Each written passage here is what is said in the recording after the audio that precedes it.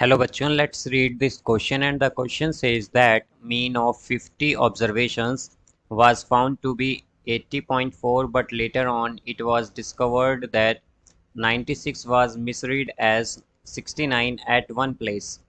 Find the correct mean। तो आइए बच्चों इस क्वेश्चन को यहाँ पर अब हम सॉल्व कर लेते हैं। इस क्वेश्चन में हमसे कहा गया है कि मीन जो है 50 ऑब्जर्वेशंस का वो हमारे पास 80.4 है। लेटर ऑन ये पता चलता है कि 96 को मिसरीड किया है गया है 69 एक जगह पर।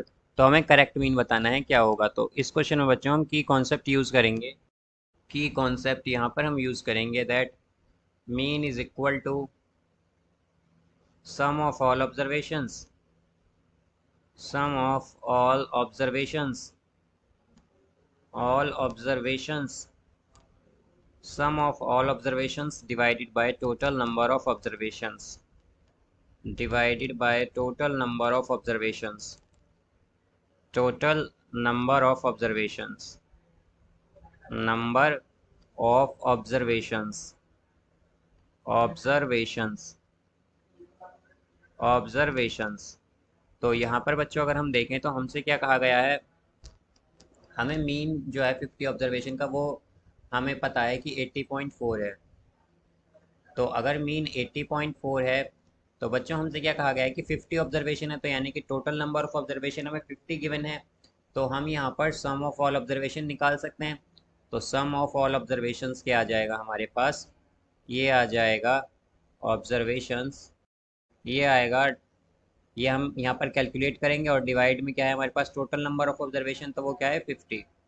तो यहाँ पर बच्चों हमारे पास सम ऑफ ऑब्जर्वेशन आ जाएगा, सम ऑफ ऑब्जर्वेशंस आ जाएगा, sum of observations, sum of observations is equal to 80.4 into 50, 4020।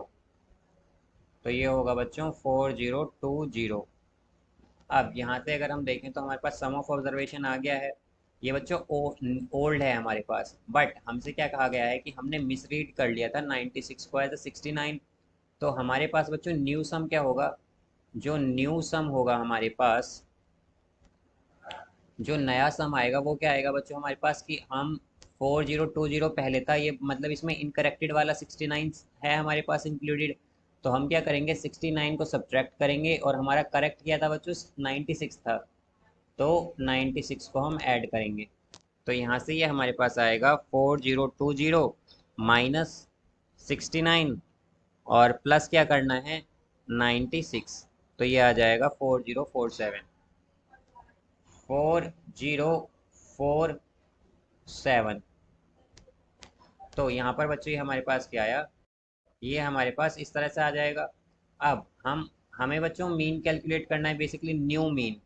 Mean जो कैलकुलेट करना है हमें वो न्यू मीन कैलकुलेट करना है।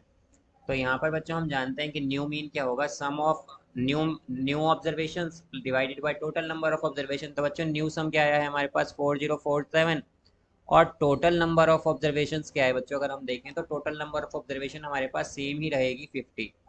तो 4047 को हम अगर डिवाइड कर दें 50 से तो ये आ जाएगा 80.94। तो मीन क्या आएगा बच्चों 80.94 आ जाएगा हमारे पास। तो हम कह सकते हैं कि न्यू मीन क्या होगा हमारे पास, न्यू मीन होगा हमारे पास या करेक्टेड मीन होगा हमारे पास 8.0 80.94 बच्चों। 80.94 क्या है, ये करेक्टेड मीन है या फिर न्यू मीन है। So I hope you understood it well. Best of luck, thank you.